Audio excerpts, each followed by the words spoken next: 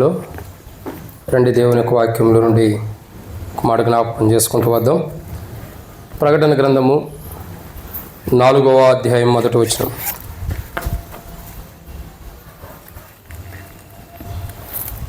ప్రకటన గ్రంథము 4వ అధ్యాయం మొదటి వచనం అందరం కలిసి చదువుకుందాం. ప్రకటన గ్రంథము 4వ అధ్యాయం మొదటి వచనం. ఇప్పటికే సమయం చాలా ఆలస్యమైంది కాబట్టి త్వరగా చదువుకుందాం. ప్రకటన గ్రంథం 4వ అధ్యాయం మొదటి వచనం. ఈ సంగతులు జరిగిన తర్వాత నేను చూడగా అదిగో పరలోకమందు ఒక తలుపు తెరవబడి ఉండెను. మరియు నేను మొదటి వినిన స్వరం బోర ధ్వనివలె నాతో మాట్లాడగా వింటిని. ఆ మాట్లాడిన వాడు ఇక్కడికి ఎక్కిరమ్ము, ఇక మీదట జరగవలసిన వాటిని నీకు కనపరచను. కాబట్టి దేవుని యొక్క వాక్యాన్ని జాగ్రత్తగా గమనించినట్టయితే, బైబిల్లో రాయబడినటువంటి ఒక మాటను మనం జాగ్రత్తగా గమనించినట్టయితే ఇక్కడ ఒక మాటను మనం చూస్తూ వస్తున్నాం. ఏంటి ఈ మాట అంటే, ప్రియులారా, దేవుని యొక్క వాక్యాన్ని చూసినట్టయితే ఇప్పటికే ఈ యొక్క ప్రకటన గ్రంథం 4వ అధ్యాయం మొదటి వచనంలో దాదాపు ఎన్ని వారాలు జ్ఞాపకం చేసుకుంటూ వచ్చాం? 16 వారాలు మరి దేవుని యొక్క వాక్యాన్ని జ్ఞాపకం చేసుకుంటూ వచ్చాం. ఇది 17వ వారం. ఈ యొక్క వారంలో అంటే 4వ అధ్యాయంలో ఇక్కడ మనం చూసినట్లయితే దేవుని యొక్క వాక్యాన్ని జాగ్రత్తగా గమనించినట్లయితే ప్రియులారా, గత వారం మనం చూస్తూ వచ్చాం ఆ మాట్లాడినవాడు. అక్కడ మాట్లాడినవాడు ఎవరు, ఎలా ఉన్నాడు అన్నది కొన్ని విషయాలు మనం జ్ఞాపకం చేసుకుంటూ వచ్చాం. ఈ వారం మనం చూసే మాట ఏంటంటే, ఇక్కడికి ఎక్కిరమ్ము. ఏమని రాయబడుతూ వచ్చిందండి? ఇక్కడికి ఎక్కిరమ్ము. ఇక్కడ మనం జాగ్రత్తగా గమనించాల్సిన విషయం ఏంటంటే, మొదటి నేను చూడగా ఏం కనపడుతుంది? అదిగో పరలోకమందు ఒక తలుపు తెరవబడినను. ఆ తలుపు తెరవబడినప్పుడు నాతో మొదటి స్వరం వంటి స్వరం మాట్లాడగా వింటిని. ఆ మాట్లాడిన వాడు ఇక్కడికి ఎక్కి రమ్మంటున్నాడు. సో ఎవరు ఎక్కి రమ్మంటున్నాడు? మాట్లాడినవాడు. కాబట్టి దేవుని యొక్క వాక్యాన్ని చూసినట్టయితే ఆ మాట్లాడిన వాడు ఇక్కడికి ఎక్కి రమ్మంటున్నాడు. కాబట్టి సరే, ఆ మాట్లాడిన వారి గురించి కూడా చూసాం. ఈ వారం చూసేది ఏంటంటే ఇక్కడికి ఎక్కి రమ్ము. ఈ మాటకు అనేక మంది బైబిల్ ప్రభు యొక్క రాకడ గురించి, ప్రకటన గ్రంథం గురించి ధ్యానించినటువంటి దైవదాసులు చెప్పిన మాటలు ఏంటంటే, కీర్తనల గ్రంథము 90వ అధ్యాయానికి కొద్దిగా సుదీర్ఘమైన సంబంధాన్ని చూపిస్తుంది ఈ యొక్క వాక్య భాగం. ఇక్కడికి ఎక్కి రమ్ము అన్నది ఓ మాటలో చెప్పాలంటే, ప్రకటన గ్రంథం 3వ అధ్యాయం చివరి తర్వాత మళ్ళా ప్రకటన గ్రంథం 18వ అధ్యాయం 19వ అధ్యాయం వరకు అడుగుంటా. ప్రకటన గ్రంథము 4వ అధ్యాయం కానించి 3వ అధ్యాయం ముగింపు తర్వాత 4వ అధ్యాయం కానించి ప్రకటన గ్రంథము 19వ అధ్యాయం వరకు దాదాపు 18-19 అధ్యాయాల వరకు కూడా సంఘమును గురించిన ప్రస్తావన కనబడదు. అక్కడ ఏం కనపడదు? మీరు కావాలంటే ఇంటికి వెళ్ళిన తర్వాత చదువుకుని చూడండి. సంఘమును గురించినటువంటి ప్రస్తావన రాదు. అంటే దాని గురించిన ఆలోచన అక్కడ జరగదు. ఎందుకంటే ప్రకటన గ్రంథం 4వ అధ్యాయానికి వచ్చేసేసరికి సంఘం ఎత్తబడిద్ది. ఏమెత్తబడుతుందండి? సంఘం. భూమి మీద ఉండే సంఘం. ఏ సంఘం? ఏ సంఘం ఎత్తబడుతుంది? భూమి మీద ఉండే సంఘం అనే కాక నేనే చెప్పింది. ఏ సంఘం ఎత్తబడుతుంది? ఎల్షద్దై సంఘమా? హెబ్రోన్ సంఘమా? లోదరన్ సంఘమా? ఇంకా పెంతెకోస్తు సంఘమా? ఇంకా బ్యాప్టిస్ట్ సంఘమా? ఇంకా సిఎస్ఐ సంఘమా? ఏ సంఘం ఎత్తబడుతుంది? ఏది?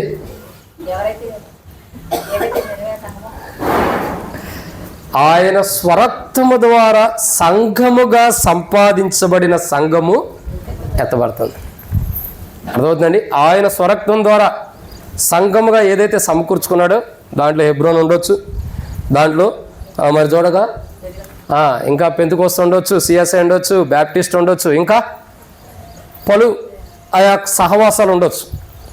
ఏముండా చివరికి ప్రకటన గ్రంథం 3వ అధ్యాయం తర్వాత 4వ అధ్యాయంకి వచ్చేసరికి సంఘం భూమి మీద ఉండదు.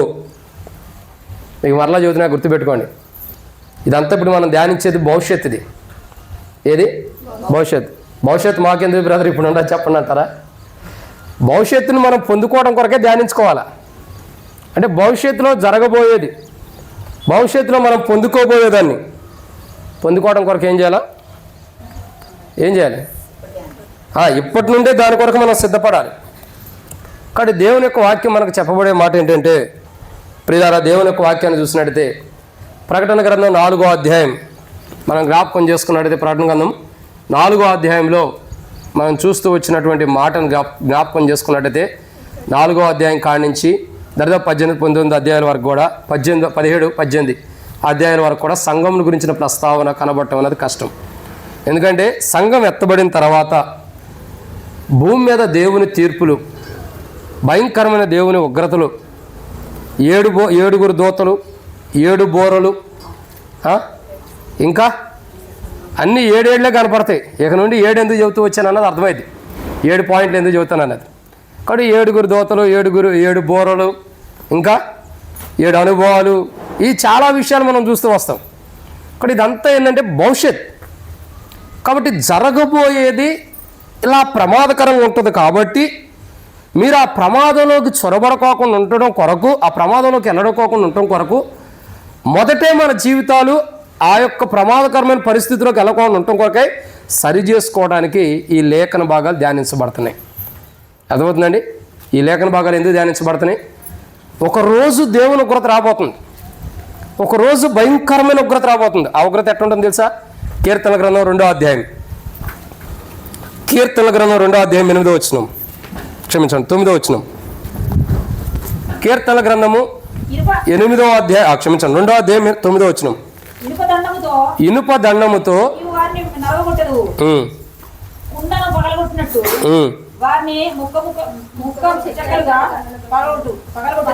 నేను చదువుతాను అక్క, కష్టమైంది కాబట్టి ఇది రచన ఆ బాక్స్ ఇక్కడ పైన పెట్టు.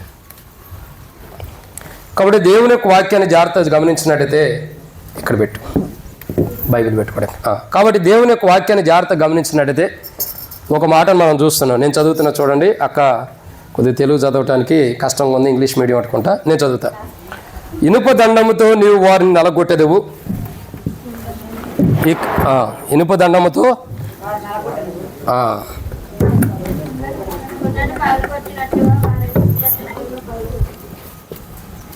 ఉందా? ఓకే. కాబట్టి దేవుని యొక్క వాక్యాన్ని జాగ్రత్తగా గమనించినట్టయితే ఇక్కడ రాయబడినటువంటి ఒక మాట, ఇనుప దండముతో నీవు వారిని పగలగొట్టెదవు, నలుగొట్టెదవు, కొండను పగలగొట్టినట్టు వారిని ముక్కలు చెక్కలుగా పగలగొట్టేదవు. అంటే ఒకరోజు ప్రభు తీర్చే తీర్పు, ఒకరోజు ప్రభు ఉగ్రత, ఒకరోజు ప్రభు యొక్క భయంకరమైన ఉగ్రత ఎలా ఉండబోతుందంటే చూస్తున్నాం కదా.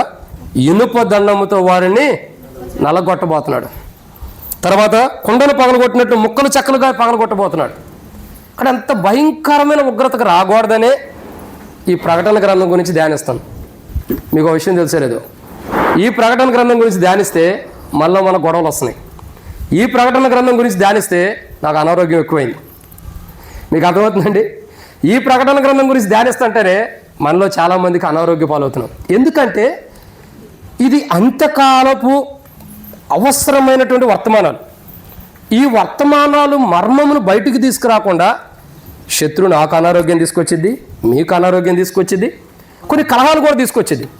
వాడు ఎన్ని చేసినప్పటికీ మన ధ్యేయం, మన ఉద్దేశం ఏంటి? ఒకటి, ఈ యొక్క లేఖన భాగాల ప్రకారం ప్రభు రాజ్యం కొరకు మనం సిద్ధపడతామే. అర్థమవుతుందండి? నేను బాగా గమనించా, నాకు అనారోగ్యం ఎప్పటి నుండి స్టార్ట్ అవుతుంది. ఎప్పటి నుంచి స్టార్ట్ అవుతుందంటే ప్రకటన గ్రంథం ధ్యానించిన కాడి నుంచే. అది ఎప్పటి నుంచి? బాగా లవోదిక గురించి ధ్యానించినప్పటి నుంచి స్టార్ట్ అయింది. మిగతా సంఘాల గురించి ధ్యానించినప్పుడు అంత లేదు అనారోగ్యం. లవోదికను పట్టుకున్న కానించి బలహీనత అనారోగ్యాలు పట్టుకున్నాయి. ఒకటి గ్యాసు, తర్వాత తల్ల, ఇంకా తర్వాత మెడ నొప్పులని, తర్వాత ఏవేవో వస్తూనే ఉంటున్నాయి. ఇక్కడ చెప్పదలసింది ఏంటంటే ఎన్నొచ్చినా ప్రభు వాడుకునే విధానం ఆపేడా? అదే దేవుని గొప్పతనం, అదే దేవుని గొప్పతనం. అందుకే ప్రియులారా, ఈరోజు మనం గమనించాల్సిన కోణం ఏంటంటే ఇనుప దండముతో ఆయన ఏం చేయబోతున్నాడు? నలగొట్టబోతున్నాడు. కొండను పగలగొట్టినట్లు ఆయన పగలగొట్టబోతున్న దినాలు రాబోతున్నాయి. అయితే అది ఎవరు చూడరు? ఆయన స్వరక్తం ద్వారా సంపాదించబడిన సంఘమునకు ఆ యొక్క తీర్పు అన్నది లేదు. దీంట్లో ఇంకోటి ఉందండి, ఒకవేళ విడవబడితే ఆ తీర్పు ఉంటుంది. మళ్ళీ దాని గురించి కూడా తర్వాత మీకు ధ్యానిస్తూ ఉంటే మీకు అర్థమవుతూ ఉండేది. విడవబడితే కూడా విడవబడిన వారి స్థితి ఏమవుతుంది? బుద్ధి లేని కన్యకలా కాదా? ఆ కన్యక అందరూ కన్యకలే, 10 మంది కన్యకలే. కానీ ఏం జరుగుతూ వచ్చింది? బుద్ధి కలిగి సిద్ధపడిన వారు దేవుని రాజ్యానికి వెళ్ళారు, బుద్ధి లేని వారు విడవబడ్డారు.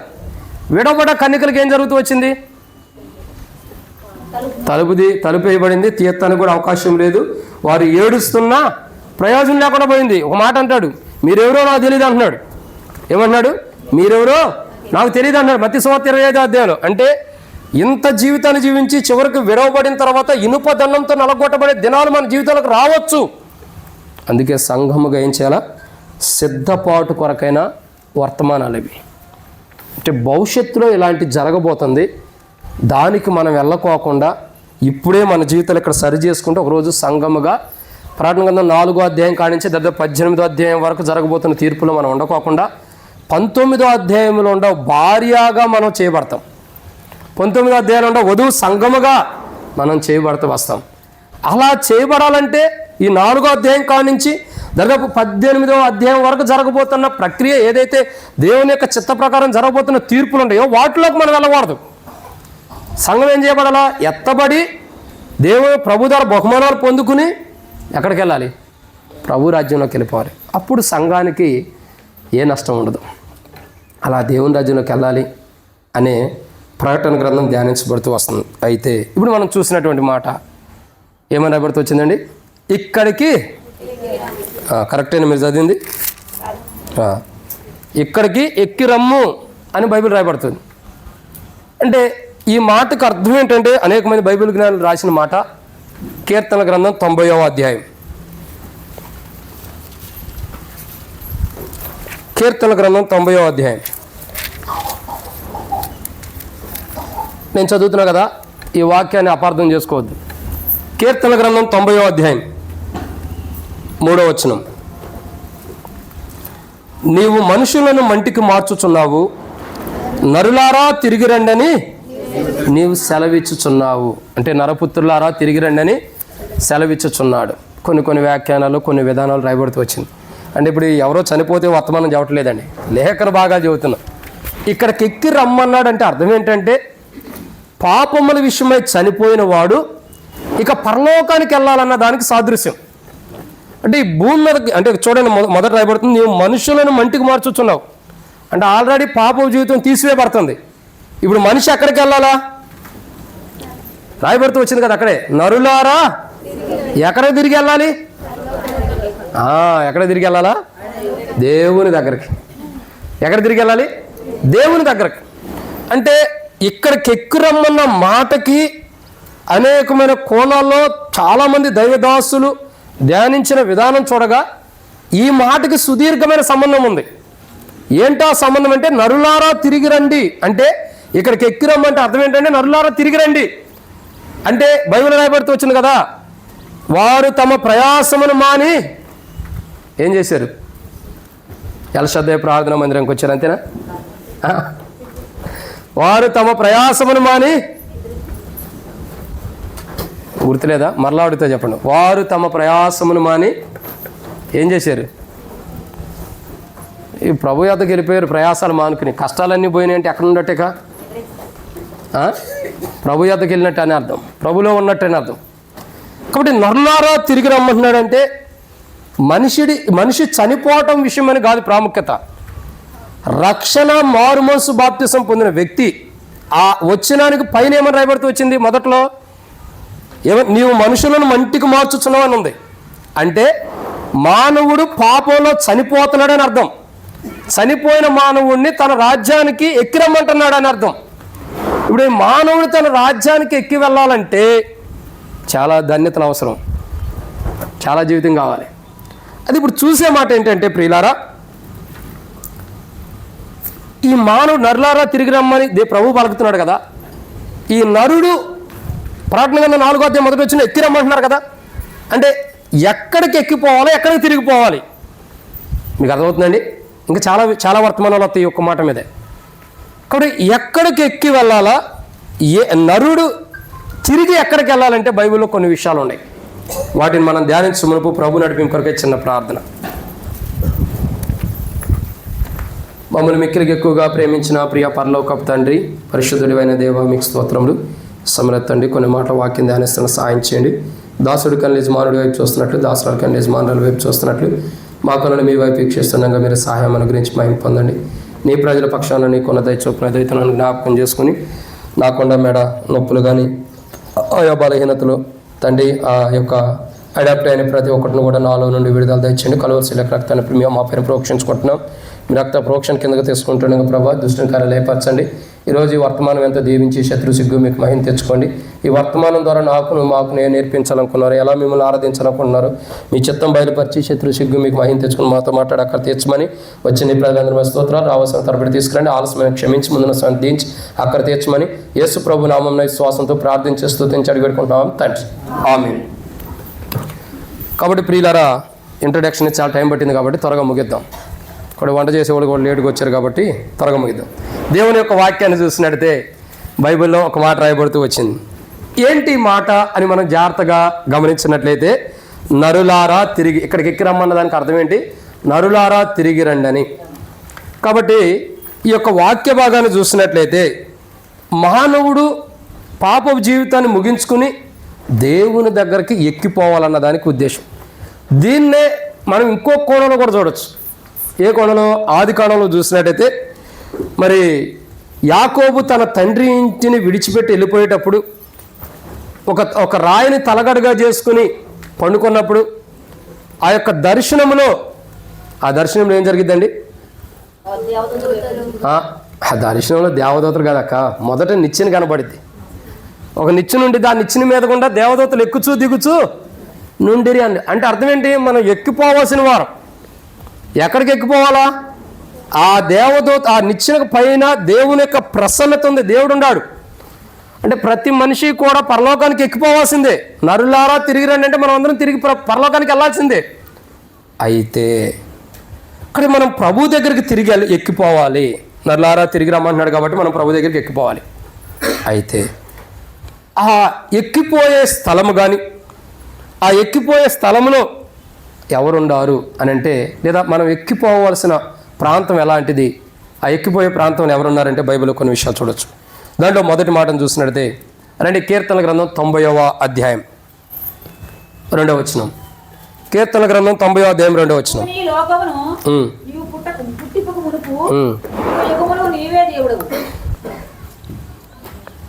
అయిపోయిందక్క.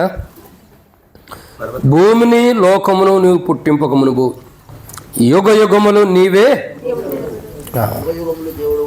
అందుకే పాట కూడా పాడుకుంటూ వస్తాం కదా. యుగ యుగములకు నీవే దేవుడవు దేవుడవు పాడతాం లేదా? దేవుడవే. కాబట్టి యుగ యుగములకు ఆయనే దేవుడు. ఇక్కడ మనం జాగ్రత్తగా గమనించిన మొదటి మాట ఏంటంటే, మనం ఎక్కిపోతున్నాం. నరులారా తిరిగి రండి అంటున్నాడు. ఎక్కిపోయే ప్రాంతంలో ఎవరు ఉన్నారంటే దేవుడు ఉన్నాడు. పరలోకంలో ఎవరున్నారు? దేవుడు. ఆయన ఎలాంటి వాడు? ఇప్పుడు చూసే వర్తమానం అది. మనం ఎక్కిపోతున్న పరలోకంలో ఉన్న దేవుడు ఎలాంటి వాడు అని అంటే, మొదటి మాటని ఇక్కడ చూసినట్లయితే భూమిని పుట్టక మునుపు, అంటే సృష్టించక మునిపే ఆయన దేవుడుగా ఉన్నవాడు. భూమిని సృష్టించక మునిపే దేవుడుగా ఉన్నవాడంట ఆయన. ఈ భూమి ఏదైతే ఉందో, ఎక్కడ భూమిని సృష్టించాడు?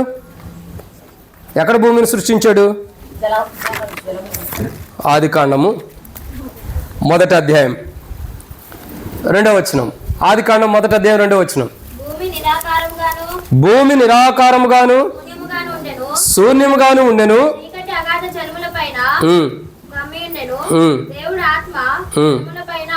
దేవుడు ఆత్మ కదా, దేవుని ఆత్మ జలముల పైన అల్లాడుచుండెను. చాలా అమ్మ. మొదటి వచనంలో కూడా రాయబడుతూ వచ్చింది, ఆది యందు దేవుడు భూమి ఆకాశంలోను. ఇక్కడ మనం గమనించాల్సిన కోణం ఏంటంటే, ఈ 3 చైర్స్ తీసి సిస్టర్స్కి అన్నాను. ఇక్కడ గమనించాల్సిన కోణం ఏంటో తెలుసా? ఒక మాట, దేవుడు మొదటే భూమిని సృష్టించాడు. అవునా కదా? ఎవరిని సృష్టించాడు? చైర్స్ తీసేవాళ్ళని చూడొద్దు, వాక్యాన్ని చూడండి, లేకపోతే మా వైపు చూడండి. కాబట్టి ఎవరిని సృష్టించాడు దేవుడు? మొదట దేవుడు భూమి ఆకాశములను సృజించనని రాయబడుతూ వచ్చింది. అంటే ఏ భూమినైతే మొదట దేవుడు ఆది అందు సృజించాడో, ఏ భూమినైతే మొదట దేవుడు ఆది అందు భూమిని సృష్టిస్తూ వచ్చాడో, ఆ భూమిని సృష్టించక మునిపే ఆయన ఏమై ఉన్నాడు? దేవుడై ఉన్నాడు. అంటే ఇప్పుడు మనం చూస్తున్న భూమి, ఈ భూమి కోసం ఎన్ని సంవత్సరాలు ఎదురు చూసాం?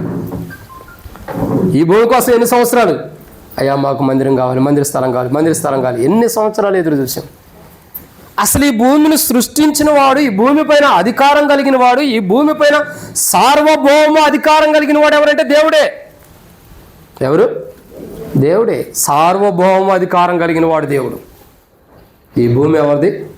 దేవుడు. ఈ భూమిని సృష్టించక మునిపే ఆయన దేవుడుగా ఉన్నాడు. అంత గొప్ప దేవుడు ఏం చేశాడో తెలుసా? అపోస్తలుడైన పౌలు రోమీయులకు రాసిన పత్రిక 8వ అధ్యాయం 30-31 వచనాలు. అంత గొప్ప దేవుడు ఏం చేశాడు? ఈ భూమినే సృష్టించిన సార్వభౌమ అధికారం కలిగిన దేవుడు, సర్వోన్నతుడైన దేవుడు ఏం చేశాడు? 30-31 అపోస్తలుడైన పౌలు రోమీయులకు రాసిన పత్రిక 8వ అధ్యాయం 30-31 వచనాలు. మరియు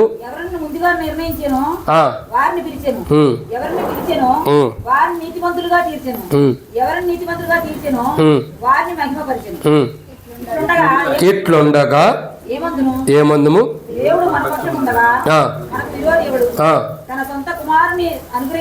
ఇది ఇక్కడ నుంచి జాగ్రత్త గమనించాలమ్మా. తన సొంత కుమారుని అనుగ్రహించుటకు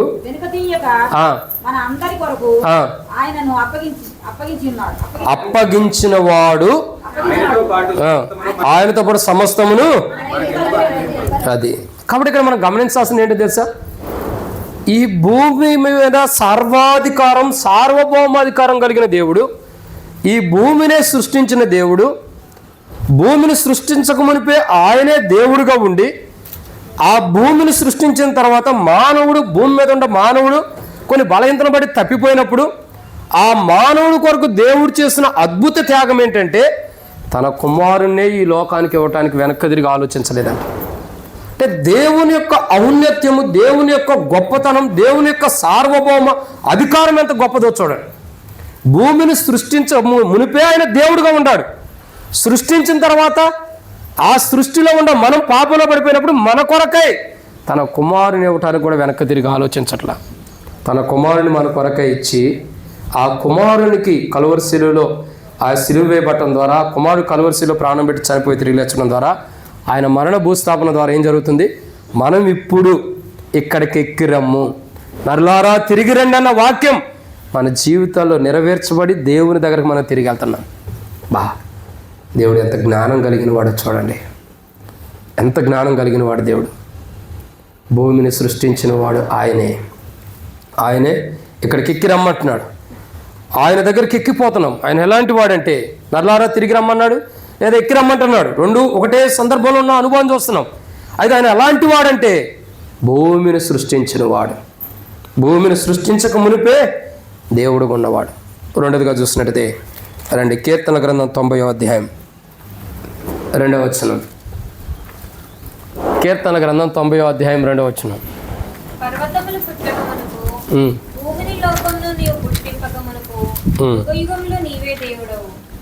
చాలా.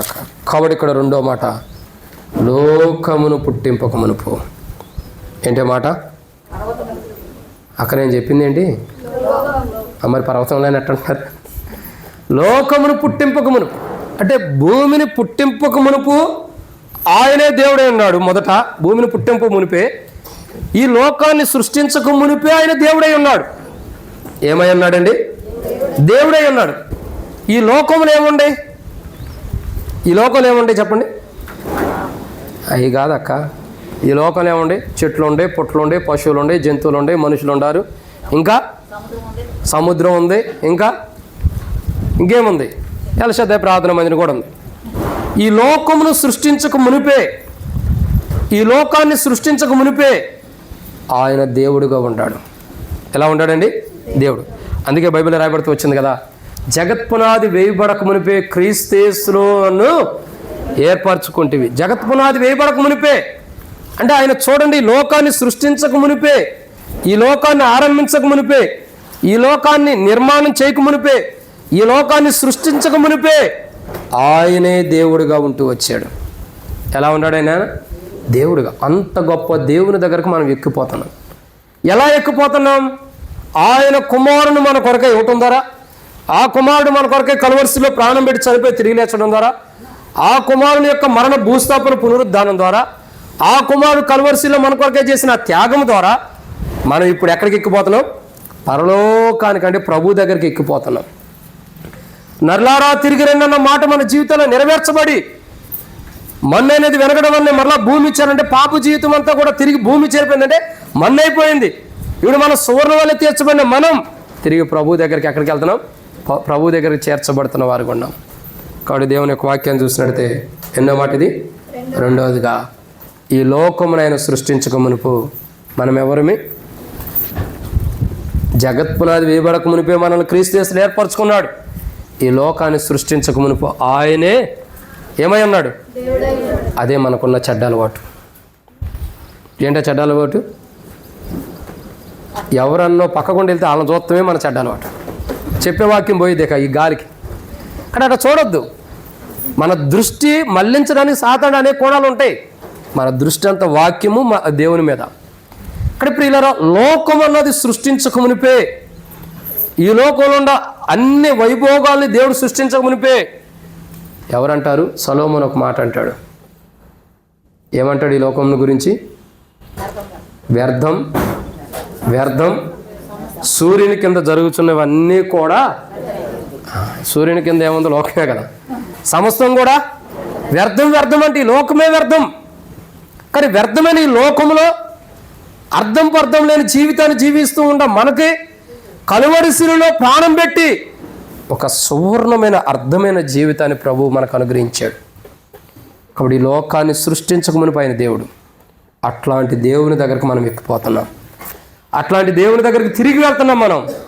అంత గొప్ప దేవుని దగ్గర మనం తిరిగి వెళ్తున్నందుకు హృదయమార ప్రభా, అంత గొప్ప దేవుడు అయిన నీ దగ్గరికి నేను రావటం కొరకై నాకు ఒక మార్గం వేసావు. ఆ మార్గం వేసు ప్రభా. ఆయన కలువరిశిలో ప్రాణం పెట్టడం ద్వారా నేను నీ దగ్గరికి నీ దగ్గరికి తిరిగి వచ్చే అనుభవాన్ని క్రీస్తు యేసులో దేవుడు నాకు అనుగ్రహించాడు ప్రభా. ఏం చేయాలి? మనం దేవుని ఆరాధించాలి. ఇది ఎన్నో మాట? రెండు. మూడో విషయం చూద్దాం.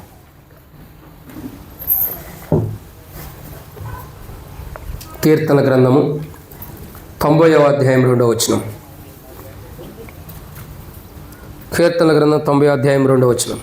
పర్వతములు పుట్టక మునుపు, భూమిని లోకంలో నీవు పుట్టింపక మునుపు, యుగ యుగములు నీవే దేవుడవు. చాలు.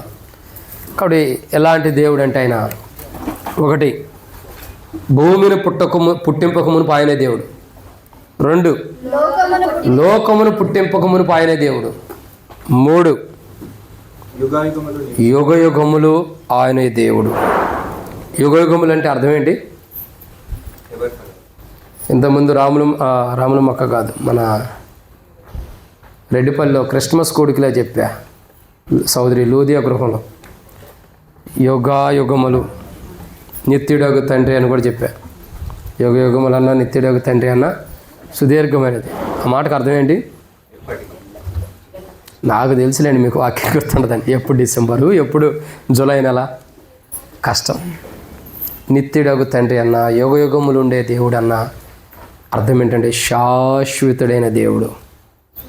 ఎలాంటి దేవుడు? శాశ్వతుడైన దేవుడు. అంటే ఆయన భూమిని పుట్టింపక మునుపు, లోకమును పుట్టింపక మునుపు కానీ, తర్వాత యుగములు పుట్టింపక మునుపు కూడా ఆయనే దేవుడు. ఈ యుగాన్ని పుట్టింపక మునుపు, ఒక యుగం ఎన్ని సంవత్సరాలు ఉంటుందండి మీ అంచనా? చాలామంది బైబిల్ జ్ఞానం చెప్పారు, ఒక యుగం కోట్ల సంవత్సరాలు ఉండొచ్చు అంట, ఒక యుగం వేల సంవత్సరాలు ఉండొచ్చు. అదే ఒక యుగం అంటే యుగాన్ని బట్టి జరిగే ప్రక్రియని బట్టి, జరిగే క్రియలను బట్టి, జరిగే సిచ్యువేషన్ బట్టి ఆ యుగం ముగింపు అన్నది ఉండిద్ది. ఒక్కొక్క యుగం 1000 సంవత్సరాలు ఉండొచ్చు, ఒక్కొక్క యుగం లక్షల సంవత్సరాలు కూడా ఉంటాయని కూడా అనేక మంది బైబిల్ జ్ఞానం చెప్తూ వస్తున్నారు. అది ఇక్కడ అంశం ఏంటంటే, ఎన్ని యుగాలు యుగాయుగములు నీవే దేవుడు అంటే ఎన్ని యుగములకైనా ఆయనే దేవుడు గుంటూ వస్తున్నాడు. ఈ యుగమే కాదు, రాబో యుగానికి కూడా ఆయనే దేవుడు. ఈ యుగంలో దేవుణ్ణి ఆరాధిస్తున్నాం భూమి మీద. ఇక్కడ రాబో యుగంలో పరలోకంలో దేవుణ్ణి ఆరాధిస్తాం. ఈ యుగంలోనూ ఆయనే దేవుడు, రాబో యుగంలో కూడా. అందుకే యుగాయుగములు ఆయనే దేవుడు. అంత గొప్ప దేవుని దగ్గరికి మనం యేసు ప్రభు వారి ద్వారా ఎక్కిపోతున్నాం. ఆయన కలువరిశిలో మరణం ద్వారా ప్రభుని ఆరాధించాలి. ప్రభా, భూమిని పుట్టింపక మునుపు, లోకమును పుట్టింపక మునుపు, యుగములు పుట్టింపక మునుపు నీవే దేవుడవు. ఇంత గొప్ప దేవుడు అయిన నీ దగ్గరికి నేను నరులారా తిరిగి రన్న పిలుపు నొందిన వాడినై, ఆ పిలుపు నొందిన దానినై నీ దగ్గరికి తిరిగి వస్తున్నానంటే, ప్రభా నీవు మనుషులను మంటికి మార్చుచున్నావు. ప్రభా, నా జీవితంలో ఉన్న మొన్నైనది అంటే ఆ పాపపు జీవితాన్ని మంటికి మార్చి నన్ను తిరిగి నీ సన్నిధిలో తీసుకోవడానికి, నీ పరలోక రాజ్యాన్ని తీసుకోవడానికి ఇష్టపడుతున్నావు ప్రభు అని ప్రభుని మనం ఏం చేయాలా? ఆరాధించాలి. నిజంగా చూడండి, మనలో ఉన్న మొన్నైన జీవితాన్ని మంటికి మార్చి మనల్ని తిరిగి ఆయన దగ్గరికి తీసుకోవడం కొరకై ఆయన కుమారుని లోకానికి పంపించి ఆ కుమారుని దేహమునకు శిక్ష విధించి ఆ కుమారుడు కలువరిశిలో రక్తం కార్చి ప్రాణం పెట్టి చనిపోయి తిరిగి లేచడం ద్వారా ఇప్పుడు మనం ఏం చేయబడుతున్నాం? నరులారా తిరిగి రండి అంటే ఇక్కడికి ఎక్కి రమ్మన్న వాక్యపు వెలుగులో తిరిగి ప్రభు దగ్గరికి వెళ్తున్నాం మనం. ఎంత గొప్ప ధన్యత! దీన్ని బట్టి మనం ప్రభుని ఏం చేయాలా? ఆరాధించాలి. ఇదన్నమాట 3. 4 విషయాన్ని చూద్దానండి, సమయం చాలా అవుతుంది. దేవుని యొక్క వాక్యాన్ని చూసినట్టయితే కీర్తన గ్రంథం 90వ అధ్యాయం 4వ వచనం, నీ దృష్టికి 1000 సంవత్సరములు గతించిన నిన్నటి వలనే. కాబట్టి ఇక్కడ మనం చూస్తున్నటువంటి మాట 4వదిగా, నీ దృష్టికి 1000 సంవత్సరములు గతించిన. ఎలా ఉంది? వ్యాఖ్యానంలో ఏముందంటే ఇలా ఉంది, అదంతా నిన్నటి రోజులాగానే ఉందంట. ఎలా ఉందండి? అదంతా నిన్నటి రోజులాగానే. అంటే ఆయన దృష్టిలో 1000 సంవత్సరాలు గతించినా అవి ఎలా ఉంటున్నాయి? నిన్నటి వరే ఉంటున్నాయి అంట. అంటే మన పితరులు 1000 సంవత్సరాలు జీవించిందా, కుడియారంగా 1000 సంవత్సరాల దాకా జీవించారు కదా, 960 సంవత్సరాల పైన. అంటే కొన్నిది ఏముంది 1000 సంవత్సరాలు అని అనుకోండి. అంత సుదీర్ఘమైన జీవితాన్ని జీవించిన వాళ్ళు ఎన్ని సంవత్సరాలు దేవుని దృష్టిలో జీవించినట్టు? విచిత్రం కదా. 960 సంవత్సరాలు జీవించిన వాళ్ళు దేవుని దృష్టిలో ఎన్ని సంవత్సరాలు జీవించినట్లు? పోనీ ఎన్ని రోజులు జీవించినట్టు? ఎన్ని రోజులండి? ఒక్కరోజు. ఇక్కడ ఏమో రాయబడుతుంది, నీ దృష్టికి 1000 సంవత్సరాలు గతించిన నిన్నటి వలే ఉన్నవి. దానికి వ్యాఖ్యానం ఏముందంటే అదంతా నిన్నటి రోజులాగానే ఉందంట. ఎలా ఉందండి? నిన్నటి రోజులాగా. అంటే నిన్న ఎలా జరిగిందో 1000 సంవత్సరాలు కూడా అలా ఉండే అంటే నిన్నట్లాగానే. అంటే మన పితరులు దేవునిలో ఎంతకాలం జీవించారండి? బైబిల్ ప్రకారం చూస్తే వాళ్ళు జీవించిన సంవత్సరంలో చూడగా 960 చిల్లర ఉంటాయి, కానీ దేవునిలో చూడగా ఒక్కరోజే. ఎన్ని రోజులు? ఒకటే రోజు. ఎంత గొప్ప ఆలోచన! అర్థం చేసుకోండి. 960 సంవత్సరాలు జీవించినా దేవుని దృష్టిలో, మరి ఇప్పుడు ఎన్ని రోజులు జీవిస్తున్నావు దేవుని దృష్టిలో చెప్పండి? ఆ లెక్కని డివైడ్ చేసుకుంటే 24 గంటల్ని డివైడెడ్ బై 10 వేసుకోండి. అప్పుడు ఎంత? పండుగ చెప్పు లెక్కలే అనొచ్చా? 24 డివైడెడ్ బై 10 2.4 అంటే 2 గంటల 40 నిమిషాలు. 100 సంవత్సరాలకి ఒక 100 సంవత్సరాలు జీవించామంటే 2 గంటల 40 నిమిషాలు దేవుని దృష్టిలో జీవించినట్టు అని అర్థం. అంటే అర్థం ఏంటి? దేవుని దృష్టిలో మనం ఎంతకాలం జీవిస్తున్నాం చెప్పండి ఇప్పుడు? చెప్పండి. 1.5 గంట జీవించడానికి కష్టం. గంట 20 నిమిషాలు జీవించడానికి కష్టం. 46 సంవత్సరాలు వచ్చే లోపలే పరవాసిని పాట పాడుతున్నాం. అంటే అర్థం ఏంటి? బైబిల్ ప్రకారం, నా మాటలు కదండి, బైబిల్ ప్రకారం చెబుతున్నా. 1 గంట 20 నిమిషాలు ఆ పైచిలకి వెళ్తే 1.5 గంట 40 నిమిషాల కంటే ఎక్కువగా మనం ఈ లోకంలో దేవుని దృష్టిలో జీవిస్తల్లా. ఒకప్పుడు ఒక రోజు అంటే 1000 సంవత్సరాలు జీవించేవాడు మానవుడు. అందుకే బైబిల్ చెబుతుంది, ఆయన దృష్టిలో 1000 సంవత్సరం నిన్నటి వలె ఉన్నప్పుడు కూడా, అంటే మన ఆయుష్ తగ్గిపోయినప్పటికీ, ఇక్కడ మెయిన్ థీమ్ అది, మన ఆయుష్ అన్నది తగ్గిపోయినప్పటికీ, మన జీవితం అన్నది తగ్గిపోయినప్పటికీ ఏం చేస్తున్నాడు ప్రభు? మనల్ని అయితే, మనకైతే ఆయన దేవుడుగా ఉండి ఏం చేస్తున్నాడు? తన రాజ్యంలోకి మనం ఎక్కిపోయేటట్టుగా చేయడం కొరకై తన కుమారుని లోకాన్ని పంపించాడు. అసలు మన ఆయుష్ ఎంత? బైబిల్ చెబుతుంది మన ఆయుష్ ఎంత. చూడండి, కీర్తన గ్రంథం 90:10 మా ఆయుష్కాలము 70 సంవత్సరములు, అధిక బలమున్న యెడల 80 సంవత్సరములు. ఈ 10 సంవత్సరాలు ఎలా ఉంటాయో చూడండి, సరిగ్గా చూసి చదవండి అక్క. అయినను వాటి వైభోగం అంటే వాటి ఘనత అంతా కూడా ఎలా ఉండే? BP, sugar, low BP, gas trouble, headache, మోకాళ్ళ నొప్పులు, ఇంకా చెప్పాలి ఎవరెవరికి బలహీనతలు ఉండేవి. ఇవన్నీ వైభోగం కింద వచ్చేస్తున్నాయి. అంటే 10 సంవత్సరాలు ఎక్కువ జీవించానని చెప్పుకున్నా చివరికి ఏముంది? ఆయాసం దుఃఖం తప్పకేం లేదు. ఎవరన్నా వచ్చి అన్నా బాగుండే అంటే బాగుండాను బ్రదర్, వెళ్ళిపోయిన తర్వాత ఏం బాగుంటా, ఎన్ని రోగాలు, అంటే ఆయాసము దుఃఖమే ఉండడానికి వైభవంగా. 80 సంవత్సరాలు జీవించాడ్రా, ఎన్ని ఆయాసాలు, దుఃఖాలు, ఎన్ని బలహీనతలు. వీటన్నిటికంటే ఒక దుఃఖం ఉంది. అమ్మో 80లోకి వచ్చేసి ఎప్పుడు పోతానో దేవుని దగ్గరికి, ఇంకా కొంతకాలం జీవిస్తానో లేదో, అదొక దుఃఖం ఉండిద్ది. 70 సంవత్సరాలు దాటినా అనుకో, ఆయుష్కాలంలోకి వచ్చా, ఇంకెన్ని సంవత్సరాలు ఉంటానో ఏమో, అదో భయం. ప్రియులారా, నేను ఒక్క మాట చెబుతా చూడండి. నేను మనస్ఫూర్తిగా ఎన్నో బలహీనతలు నా జీవితంలో వెంటాడుతున్నాయి. నేను అనుకుంది ఏంటో తెలుసా? ప్రతి విషయంలో చాలా భయపడ్డా. ఒకటి అనుకున్నా కొన్ని రోజుల క్రితమే, అసలు నేను ఎంత భయపడినా ఎంత సంతోషంగా ఉండా, దేవుడు పిలిచినప్పుడు వెళ్ళాల్సిందే కదా. ఈ క్షణం దేవుడు మహిమదాసు తిరిగి వచ్చాయంటే వెళ్ళాల్సిందే. ఆ దినం రాకమునుపు నేనెందుకు భయపడాలా? నేనెందుకు బాధతో ఉండాలా? నేను ఎంత భయపడినా దినం ఆగిద్దా? ఎంత భయపడినా జరగాల్సింది జరగకుండా ఆగిద్దా? ఎంత భయపడినా దేవుని పిలుపు అన్నది ఆగిద్దా? మరి ఆగనప్పుడు భయం ఎందుకు, బాధ ఎందుకు? కడుపు నిండా తిని కూర్చుంటే చాలదు, ప్రార్థన చేసుకుంటూ కూర్చుంటే అది చాలదా? అదే డిసైడ్ చేసుకున్నా, ఇక నుండి వద్దు ప్రభా, ఏ బలహీనత ఉండే. ఈరోజు కూడా తలంతా కూడా పిచ్చి పిచ్చుకోండి, అసలు పులిపెట్టం ఎక్కుతానో లేదో అనుకున్నా, పులిపెట్టం ఎక్కుతానో లేదో అనుకున్నా. చాలా బలహీనత. డేవిడ్ అని రమ్మన్నా, మన డేవిడ్, హెబ్రోన్ డేవిడ్ అన్న కాదు, మన జాను అన్న తమ్ముడు డేవిడ్ అని రమ్మన్నా, అన్న పరిచర్యకి రండి అన్న ఇవ్వాలన్న. అన్న ఎందుకు రాలేదు కానీ కొన్ని పరిస్థితిని బట్టి తెలీదు. అయితే ఎక్కుతానో లేదో అనుకున్నా, కానీ దేవుడు ఎక్కిచ్చాడు. ఒకటే తీర్మానం, అయితే దేవుడే చూసుకుంటాడు. ఏదైనా పక్షవాతం వచ్చింది, ఆపుతావా? శక్తి ఉందా?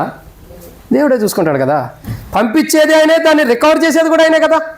బ్రెయిన్ స్ట్రోక్ వచ్చింది, రికవర్ చేసేది ఆయనే, దాన్ని ఆపగలిగేవాడు ఆయనే. హార్ట్ స్ట్రోక్ వస్తుంది, అది ఆపగలిగేది ఎవరు? నరులారా తిరిగి రండి అంటే నీ టైమింగ్ కొంది, నువ్వు తిరిగి రావద్దని ఆపేస్తున్నాడు. అదొక హెచ్చరిక, నువ్వు సరి చేసుకో బలహీనత నుండి అని మనల్ని హెచ్చరిస్తున్నాడు. కానీ దాని ద్వారా మనం సరి చేసుకోవడం ద్వారా దేవుని రాజ్యానికి సిద్ధపడుతున్నాం. దట్స్ ఇట్, ఇంకంత మించి ఏం లేదు. చాలామంది అనుకుంటారు వాళ్ళు తప్పు చేస్తున్నారు, సేవకుడు తప్పు చేశాడు, వీళ్ళు తప్పు చేశారు, వాళ్ళు తప్పు చేశారు, అందుకే వాళ్ళకి రోగాలు వస్తున్నాయి అంటారు. ఎవరు చెప్పారు? మమ్మల్ని సువర్ణ వలె దేవుడు తీర్చడానికి ఒక హెచ్చరిక ఇస్తున్నాడు. నీ టైమింగ్ ఉంది, కానీ ఇది చిన్న ఎగ్జాంపుల్, సిద్ధపడు.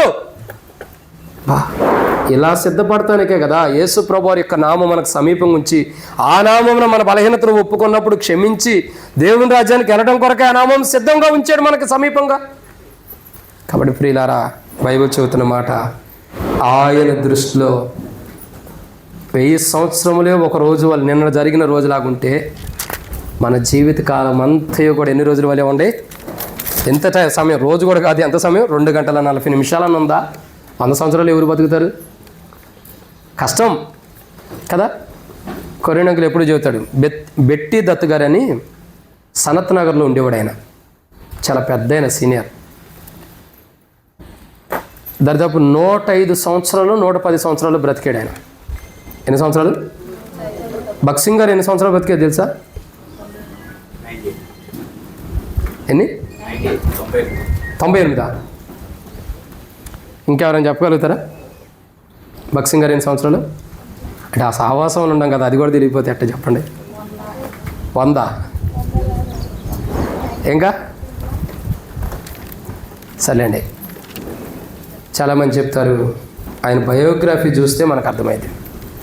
నాకు గుర్తున్నంతవరకు 95-96 సంవత్సరాలు ఏం బ్రతికాడు. 97 97. కాబట్టి ఏమి ఎక్కడో బుక్లో చూసినట్టుంది, అది డైరీలో చూశారు 97 ఇయర్స్.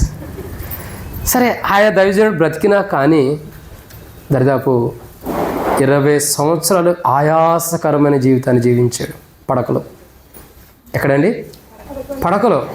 నేను అనుకుంటా 20 సంవత్సరాల దైవజనుడు పడకలో ఉన్నప్పుడు ఏ రోజు కూడా దేవుని దూషించలేము, ఒక్కరోజు కూడా దేవుని మీద నిందేసి ఉండడు. నేను అనుకుంటా, ప్రభా నాకెందుకు సంవత్సరాలు ఇంత అనారోగ్యం, నేను చేయబెట్టి ప్రార్థన చేస్తే ఎంతోమంది స్వస్థతనిచ్చేవే, నాకెందుకు స్వస్థతనివ్వలేదు ప్రభా ఏ రోజన్నా అడగడని నా ఉద్దేశం. ఎందుకు తెలుసా? దేవుని విమర్శించిన దైవజనుడు కాదైనా. ఆయాసం దుఃఖాన్ని భరించాడు. కానీ చివరికి అది ఎలాంటిదో తెలుసా? సూర్యుని చుట్టే ఇంద్రధనుసు ప్రసన్నత వచ్చేటట్టు చూపించాడు దేవుడు, భూకంపం వచ్చేటట్టు చూపించాడు. ఆ 20 సంవత్సరములు ఆయన ఆయాసకరమైన జీవితానికి ఆ దాసుడు ఇంత గొప్పవాడు అని శ్రమలు అనుభవించి వచ్చాడని దేవుడు మహిమపరిచాడు. ఏ రోజైనా నేను అనుకుంటా, నేను బాప్తిసం తీసుకున్నప్పుడు యేసు ప్రభు వారు నీళ్ళలో నుంచి బయటికి రాగానే ఏమొచ్చిందండి ఆయన మీదకి? అట్లాగే హెబ్రోన్లో బాప్తిసం తీసుకోగానే పైకి లేచి చూసా, ఏమిటికి? పావురం వచ్చిద్దామనని. ఏ పావురం రాలా, తెల్లబట్ట నా మీద వేసి నడువు అన్నారు. నేను అనుకుంటున్నా చనిపోయినప్పుడు అలాగే ఇంద్రధనుసు వచ్చిద్ది అనుకుంటే ఎక్కడ చూస్తాను? అప్పుడు ఆయన దగ్గరికి వెళ్ళిపోతాం కదా, ఇంకా చూడటానికి ఎక్కడ ఉండిద్ది? వాళ్ళు అదంతా చరిత్రలాగా ఉండొచ్చు.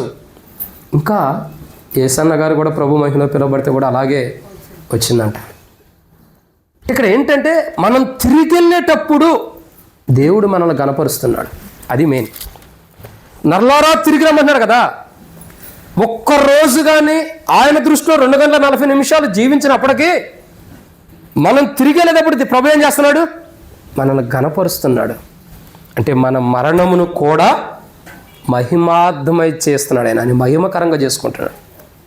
అంత గొప్ప దేవుని దగ్గరకు మనం ఎక్కిపోతున్నాం. 1000 సంవత్సరాలు ఒక్కరోజు వలె ఆయన దృష్టిలో ఉన్నటువంటి అంత గొప్ప దేవుని దగ్గరకు మనం తిరిగి వెళుతున్నామంటే మనం ఎంతగా దేవుని కొరకు సిద్ధపడి ఉండాలి, ఎంతగా దేవుని ఆరాధించడానికి సిద్ధపడి ఉండాలి.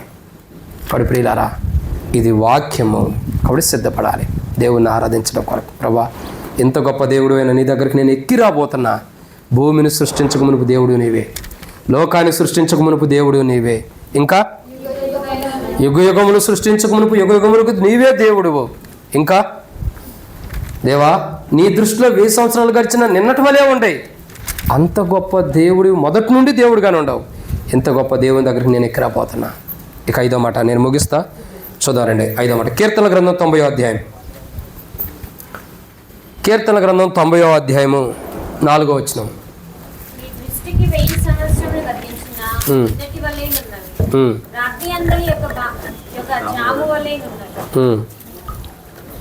సరే, దేవుని యొక్క వాక్యాన్ని చూసినట్లయితే బైబిల్లో ఒక మాట ఎలా ఉందండి? 5వ మాటను చూస్తున్నాం. నీ దృష్టిలో 1000 సంవత్సరములు, అది ఎలా ఉండి? నిన్నటి వలె. 1000 సంవత్సరాలు ఎలా ఉండి? నిన్నటి వల్లే ఉండి. రాత్రి అందులో ఒక జాము వలె. 1000 సంవత్సరాలు ఎలా ఉండే తెలుసండి? నిన్నటి వలె ఉండే అంట. రాత్రి కాలంలో ఒక జాము వలె ఉండే. రాత్రి ఏందో ఒక జాము అంటే అర్థం ఏంటి? ఒక జాము, తెల్లవారుజామున అంటారు కదా, అంటారా లేదా? తెల్లవారుజామున, ఇంకా ఏ జాము అంటారు? రాత్రి జామున, ఇంకా కాబట్టి సరే వదిలేండి, టైం త్వరగా ఇచ్చేద్దాం. కాబట్టి అంటే నవ్వుతూ ఉంటే కూడా కొద్దిగా మనకు కూడా మంచిది, ఆరోగ్యానికి కూడా. కాబట్టి ఒక జాము అంటే ఒక సమయంలాగా ఉన్నాయంటే 1000 సంవత్సరాలు ఒక సమయమే. అంటే ఆయన దృష్టిలో రాత్రి అందులో ఒక జాము వలె అంటే అర్థం ఏంటంటే అది రాత్రి జాములాగా నున్నవి, రాత్రి జాము వలె గతించినటువంటి జాము వలె ఉందంట. ఒక రాత్రి ఎలా గతించిపోయిందో ఆ రాత్రి వలె ఉండే అంట 1000 సంవత్సరాలు. అంటే ఇంత గొప్ప దేవుడు, అంటే ఆయన అంత గొప్ప దేవుడు, యుగ యుగములకు ఆయనే దేవుడు, అంటే యుగాయుగముల దేవుడైన రాత్రి అందులో ఒక జాము ఎలా ఉంటుందో 1000 సంవత్సరాలు ఆయన దృష్టిలో అలా ఉన్నాయంట. 1000 సంవత్సరాలు గతించినా ఆయన దృష్టిలో ఒక జాము ఒక రాత్రి వలె ఉండయి, రాత్రి కాలంలో ఒక జాము వలె. మరి ఎంత గొప్ప దేవుని దగ్గరకు మనం ఎక్కిపోతున్నామంటే ఎన్ని సంవత్సరాలు ఉండబోతున్నాం చెప్పండి? ఆయన దగ్గర యుగయుగములు. ఎన్నేండ్లు పరిపాలన చేయబోతున్నాం? ఎన్ని చెప్పండి? ఎంతకాలం ఆయన దగ్గర ఉంటామంటే యుగయుగములు అన్నారు, ఓకే. ఎన్ని సంవత్సరాలు రాజ్య పరిపాలన చేయబోతున్నాం? క్రీస్తుతో కూడా 1000 ఏండ్ల పరిపాలన చేయబోతున్నాం. ఆ 1000 ఏండ్ల పరిపాలన గురించి ధ్యానిద్దాం, చాలా అద్భుతంగా ఉంటుంది. కాబట్టి ఇంత గొప్ప దేవుని దగ్గరకు మనం ఎక్కిపోతున్నామంటే సంతోషం ఉందా? లేదా? సంతోషం ఉంది. మరి ఇంత గొప్ప దేవుని సంతోషంగా ఆరాధించబోతే ఎట్టా? ప్రభువా, యుగ యుగములు నీవే దేవుడువు, భూమిని సృష్టించక మునుపు నీవే దేవుడువు, లోకమును సృష్టించక మునుపు నీవే దేవుడువు, యుగ యుగములు సృష్టించక మునుపు యుగ యుగములకు నీవే దేవుడువు, వాటికి ముంగట నీవే దేవుడువు, ఇంకా 1000 సంవత్సరాలు గతించిన నిన్నటి వలె ఉండేటట్టు చేయగలిగిన దేవుడువు, 1000 సంవత్సరాలు జరిగినవి రాత్రి అందులో ఒక జాము వలె చేయగలిగిన దేవుడువు. ఇంత గొప్ప దేవుడు మొదటే నువ్వు ఉన్నావు ప్రభా, ఈ సృష్టి కంటే ముంగటే నీవు ఉన్నావు. అంత గొప్ప దేవుడు అయిన నేను నిన్ను ఆరాధిస్తున్నాను ప్రభు అని ప్రభుని ఏం చేయాలా? ఆరాధించాలి సంతోషంగా. ఇదన్నమాట. 6వ విషయం చూద్దానండి. కీర్తన గ్రంథం 90వ అధ్యాయం 2వ వచనం చదవండి అక్క. పర్వతములు పుట్టక మునుపు భూమిని లోకమును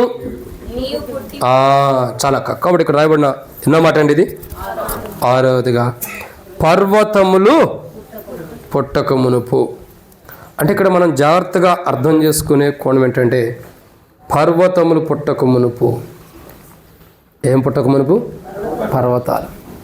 అంటే ఈ కనబడే పర్వతాలు ఏవైతే ఉండేయో, కనబడుతున్న పర్వతాలు అంటే ఏంటి? పర్వతాలు అంటే ఏంటి? కొండలు, గుట్టలు, ఎత్తైన ప్రదేశాలు. అదే ఎత్తైన ప్రదేశాలు అంటే కొండలు, గుట్టలు అని అర్థం. ఈ కొండల్ని గుట్టల్ని సృష్టించక మునిపే ఆయన దేవుడిగా ఉన్నాడంట. ఈ కొండల్ని, ఈ పర్వతాల్ని, ఈ గొప్ప పర్వతము, అందుకే పర్వతం గురించి అంటాడు కదా, ఓ పర్వతమా జెరుబ్బాబెలు అడ్డగించడానికి నువ్వేమాత్రపు దాన్ని నువ్వు సమభూమవును గాక. అప్పుడు అందరూ ఏమంటారు? ఆమేన్, ఆమేన్. నీవు సమభూమవును గాక. అంటే ఈ పర్వతాల్ని ఆయనే సృష్టించాడు. ఈ పర్వతాన్ని సృష్టించక మునుపు ఆయనే దేవుడు. అందుకే పర్వతాలను ఎలా చేస్తున్నాడు తెలుసా? నూర్పిడి చేస్తున్నాడంటే పిండి పిండిగా చేయగలిగిన వాడు. ఈ పర్వతాలనే ఒకరోజు దేవుడు ఏం చేస్తున్నాడు తెలుసా? మన మీద సాక్షిగా కూడా పెడుతున్నాడు. యోవేలు గ్రంథంలో ఎక్కడ రాయబడుతూ వచ్చింది, ఏమనుందో తెలుసా? అనేక మంది పర్వతాల దగ్గరికి వెళ్ళి మాట్లాడుతూ వస్తారు. గోడల్లోని రాళ్ళు మన మీద మొరపెడుతున్నాయంట, పర్వతాలు మన గురించి మొరపెడుతున్నాయి. ఇంకా చాలామంది దేవుని ఉగ్రతను తప్పించుకోలేక ఆయన ఇనుపదండంతో రాజ్య పరిపాలన చేసేటప్పుడు, ఆ ఇనుపదండంతో చేసే రాజ్య పరిపాలన తట్టుకోలేక పర్వతాల దగ్గరికి వెళ్ళి అంటారంట, ఓ పర్వతమా మమ్మల్ని చాటు చెయ్యి, మమ్మల్ని దాచిపెట్టు, మమే పడు అని చెప్పి అంటా ఉంటాయి అంట. కానీ ఆ అవకాశం ఏమో, ఎందుకంటే పర్వతాలని పుట్టింపక మునుపు ఆయన దేవుడు. అంటే ఒక మాట చెప్పాలంటే పర్వతాలు ఉనికిలోకి రాకమునుపు. ఎక్కడికండి? ఉనికిలోనికి రాకమునుపు, తునికిలోకి కాదు. ఎక్కడికి? ఉనికిలోనికి. ఉనికి అంటే అర్థం ఏంటి? ఉనికి అంటే అర్థం ఏంటన్నా? చలనం, అంతేనా? చలనం. ఇంకా వాటి రూపంలోనికి రాకమునిపే, ఉనికిలోనికంటే వాస్తవాన్ని కూడా చెప్పవచ్చు. చాలా వస్తున్నాయి అర్థాలు. సరే, ఇవన్నీ తెలుగు భాషలో కొన్ని అర్థాలు ఉంటాయి. కానీ ఆ యొక్క రూపము బయటికి రాకమునిపే, అర్థమవుతుందండి?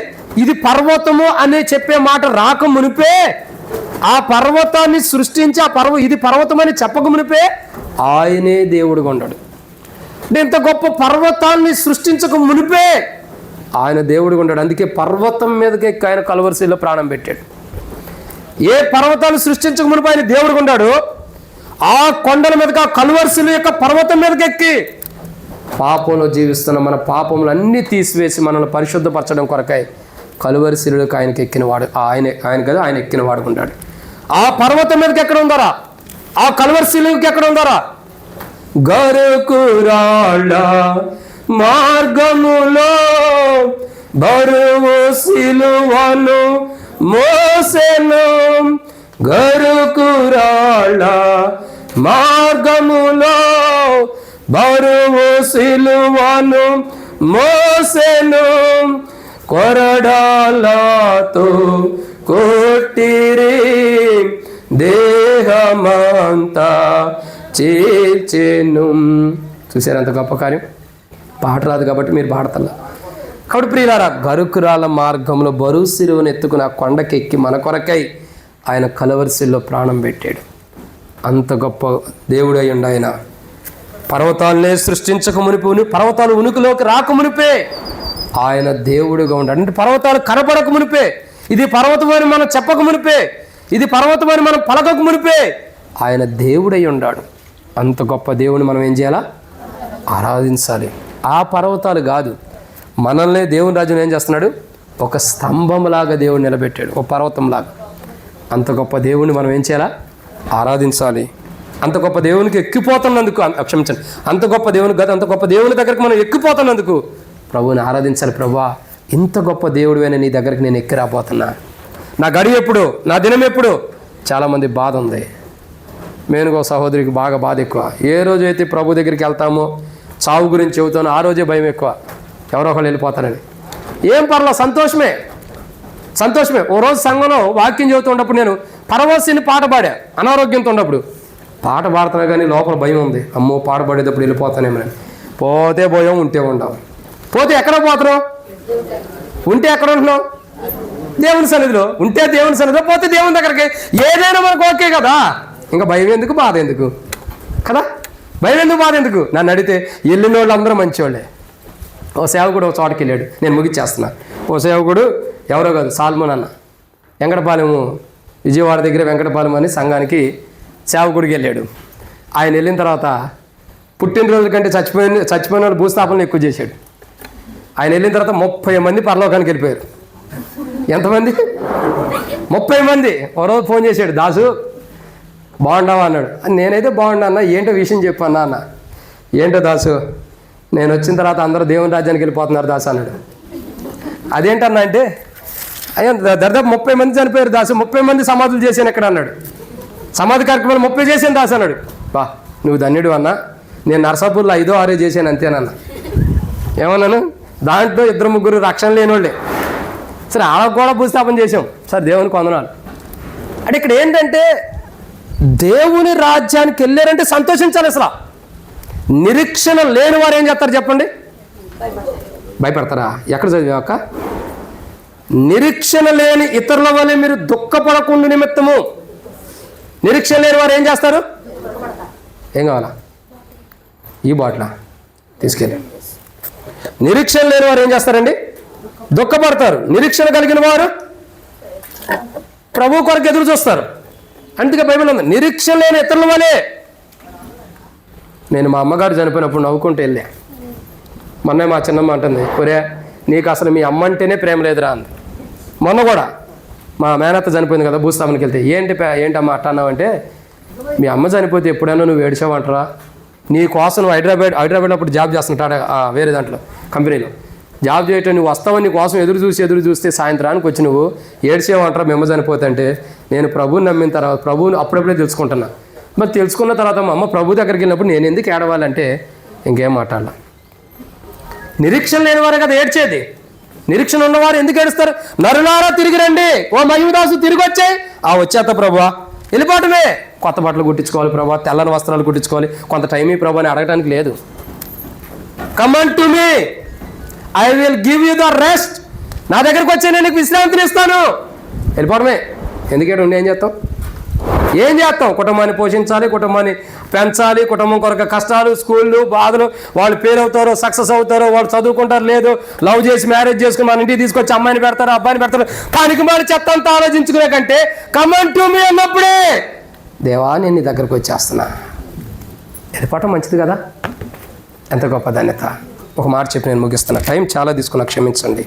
టేబుల్ వర్తమానం తగ్గించేద్దాం. దేవుని పిలుపు హిజ్కియా దగ్గరికి వచ్చింది. హిజ్కియా ఏం చేశాడు చెప్పండి? ప్రభువా అని గోడతోటి తిరిగి ప్రార్థన చేశాడు. అంటే ఆ ప్రార్థన నేను తప్పు పడతలా. ప్రార్థించిన తర్వాత ఏమైంది? హిజ్కియాకి 15 సంవత్సరాలు ఆయుష్ ఇచ్చాడు. ఇచ్చిన తర్వాత హిజ్కియా చేసిన తప్పేంటి చెప్పండి? ఇచ్చిన తర్వాత కానీ అంతకు ముందు కానీ ఏం చేశాడు? తన ఇల్లు మొత్తం కూడా తేరు చూపించాడు వేరే వాళ్ళు వస్తే. అది దేవుని దృష్టిలో తప్పైంది. అందుకే దేవుడు ఏం చేశాడు తెలుసా? భయంకరమైన తీర్పు వచ్చిద్ది. సరే నువ్వు అయితే తప్పుకుంటావు, కానీ నీ తర్వాత నీ యొక్క సంతానానికో నీ బిడ్డలకో వచ్చిద్ది అని చెప్పి దేవుడు చెప్పినప్పుడు, పోన్లే నా దినాల్లో అయితే లేదు కదా అని సంతోషించాడు. అంటే నేనేమంటానంటే, ప్రభువు పిలిచినప్పుడు వెళితే ఆశీర్వాదం ఉంది.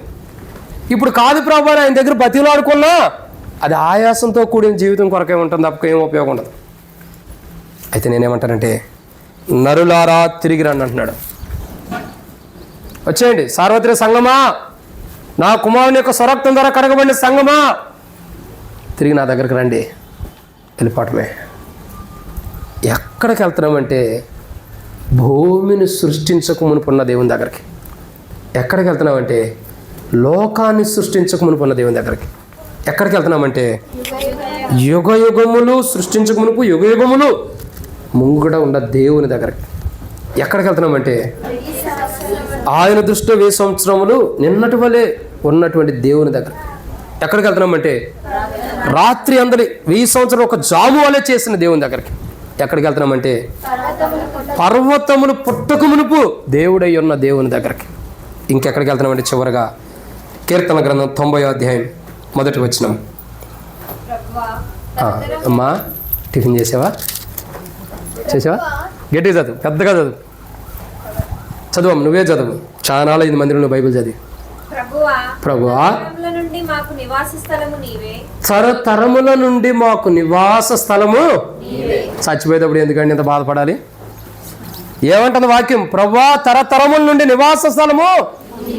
వా, ఇక్కడ నివాసం కాదండి, ఇక్కడ నివాసం ఆయనే. కానీ ఎక్కడ నివాసంగా ఉన్నాడు? తరతరముల నుండి నివాసముగా ఉంది పరలోకంలో. అంత గొప్ప దేవుని దగ్గరకు మనం ఎక్కిపోతున్నాం. ఇప్పుడు మనం ఎన్ని రోజులు ఉండబోతున్నాం? తరతరాలు ఆయన మనకు నివాస స్థలం ఉంటే ఆ నివాస స్థలంలో నివసించబోతున్నాం. ఎక్కడ నివసించబోతున్నాం? తరతరాలు మనకు ఏదైతే నివాస స్థలం ఉంటాడో ఆ దేవుని యొక్క ఒడిలో, ఆ దేవుని యొక్క సన్నిధిలో నివసించబోతున్నాం మనం. అంటే తరతరములు నివాస స్థలమైన దేవుని దగ్గరికి మనం ఎక్కిపోతున్నాం. ఏం చేస్తున్నాం? ఎక్కిపోతున్నాం. తరతరములు నివాస స్థలమైన, యుగ యుగములు నివాస స్థలమైన, ఎప్పటికీ నివాస స్థలమైనటువంటి దేవుని దగ్గరికి నరులారా తిరిగి రండి అంటున్నాడు దేవుడు. ఇప్పుడు అర్థమవుతుందండి దేవుడు ఎందుకు తిరిగి రమ్మంటున్నాడు? దేవుడు ఎందుకు తిరిగి రమ్మంటున్నాడు? ఎందుకు ఎక్కి రమ్మంటున్నాడంటే ఆయన నివాస స్థలం ఉన్నాడు కాబట్టి మనం ఆయనలో నివసించడం కోసం, ఆ నివాస స్థలంలోకి మనం వెళ్ళటం కొరకు నరులారా తిరిగి రండి. ఆ మాటే అర్థముగా ప్రకటన గ్రంథం 4వ అధ్యాయం మొదటి వచనంలో ఇక్కడికి ఎక్కి రమ్ము. తిరిగి వెళ్ళేవాడైనా ఎక్కిపోతున్నాడు, నిచ్చెనెక్కిపోతున్నాడు. నిచ్చెనెక్కిపోట్లా? దర్శనంలో యాకోబు చూసిన నిచ్చెనెక్కట్లా?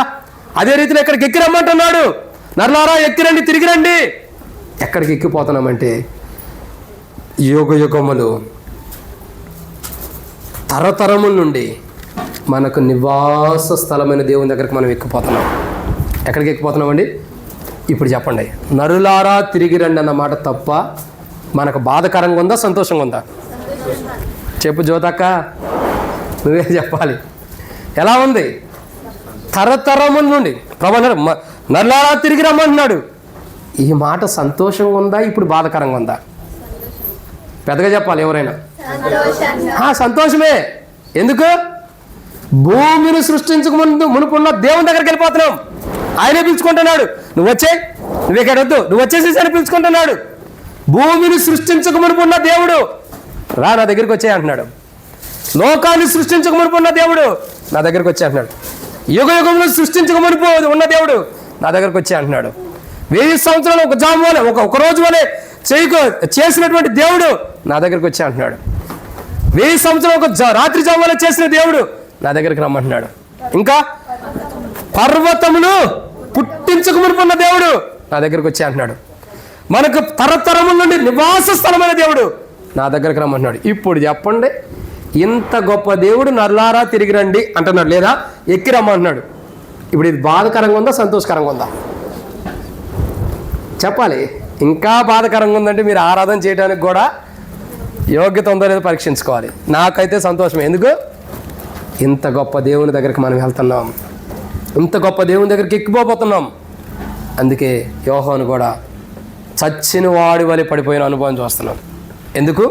ఇంత గొప్ప దేవుని యొక్క మహోన్నత ఆ ప్రసన్నతను, మహత్య కార్యము చూడగా చచ్చిన వాడి వలె పడిన అనుభవం. వీళ్ళారా, అసలు ఇది ఎప్పుడు జరిగిద్దంటే, ఇది ఎప్పుడు జరిగిద్ది? సంఘకాలం అయిపోయిన అనంతరము మనం ఎక్కిపోబోతున్నాం. మనం ఎక్కిపోతున్నామంటే సంఘకాలం అయిపోయింది. నల్లారా తిరిగి రమ్మన్నాడంటే సంఘం అంతా కూడా ఎత్తబడుతుందంటే ఈ లోక సమయం అయిపోయింది. మనం రక్షణ మార్మోసు పొంది స్వరక్తం ద్వారా, ఆయన స్వరక్తం ద్వారా కడగబడిన మనం ఎత్తబడుతున్నామంటే ఇక ఈ లోకంలో మనం ఉండం. అప్పుడేం జరిగింది? ఈ లోకానికి తీర్పు ఉంది. ఆ తీర్పులోకి మనం రాకూడదని ఆయన అంటున్నాడు, మీరు నా దగ్గర తిరిగి వచ్చేసేయమంటున్నాడు. నేను మీకు నివాస స్థలంగా ఉన్నా కదా, నా దగ్గరికి తిరిగి రండి అంటున్నాడు.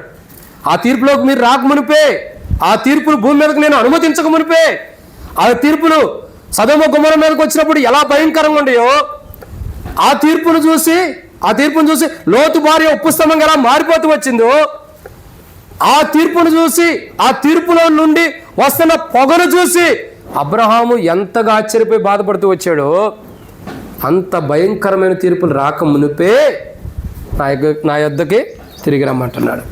అంత గొప్ప దేవుని దగ్గరికి ఏదో రోజు మనకు పిలుపు వచ్చింది. ఆ దేవుని దగ్గరికి వెళ్ళక మునుపు మన జీవితాలు సరిచేయటం కొరకై ఆ దేవుడు తన దగ్గరికి మనం పిలుచుకోక మునిపే మన కొరకై తన కుమారుని లోకాన్ని పంపి, ఆ కుమారుని కలువరిశిల్లో ప్రాణం పెట్టి చనిపోయి తిరిగి లేచిదట్టు చేసి, ఆయన మరణ భూస్థాపన ద్వారా, ఆయన పునరుద్ధానం ద్వారా, ఆయన మరణ భూస్థాపన పునరుద్ధానంలో మనల్ని ఐక్యపరిచి పాలు పంపులు చేసి ఆ కుమారుని ద్వారా ఇప్పుడు ఏం చేస్తున్నాడు? నల్లారా తిరిగి రండి అన్నప్పుడు ఏ లోపం లేని వారిగా ఆయన దగ్గరికి తిరిగి వెళ్ళేటట్టు ఆయన కుమారుని రక్తం ద్వారా మనల్ని కడిగి, ఆయన పొందిన దెబ్బల చేత మనకు స్వస్థత ఇచ్చి, మనం ఇప్పుడు శ్రేష్టకరమైన వారిగా పరిశుద్ధులుగా తిరిగి దేవుని దగ్గరికి వెళ్ళేటట్టు, ఆ ఏ దేవుడైతే మనం పిలుస్తున్నాడో తిరిగి రమ్మని ఆ దేవుని దగ్గరికి మత్స డాగు ముడత లేని వారిగా తిరిగి వెళ్ళేటట్టు ఆయన కుమారుని రక్తం ద్వారా మనం సిద్ధపరిచినందుకు ప్రభుని ఏం చేయాలి? మనం ఆరాధించాలి. అటు ఆరాధన మనం చేయనట్లు ఎక్కిపోబోతున్నాం. ఒకరోజు ఎక్కిపోయే లోపలే పరిశుద్ధులుగా ఆయన కుమారుడి ద్వారా మనం సిద్ధపరిచినందుకు ప్రభుని ఏం చేయాలా? ఆరాధించాలి. అటు ఆరాధన మనం చేయనట్లు ప్రభు మన సాయం చేయనుగాక. ఆమేన్. ఇప్పుడు నిలబడి ఒక పాట పాడదాం. సమయంలో మనం సమయం లేదు కాబట్టి బైబిల్ పల్ల పాడతాం.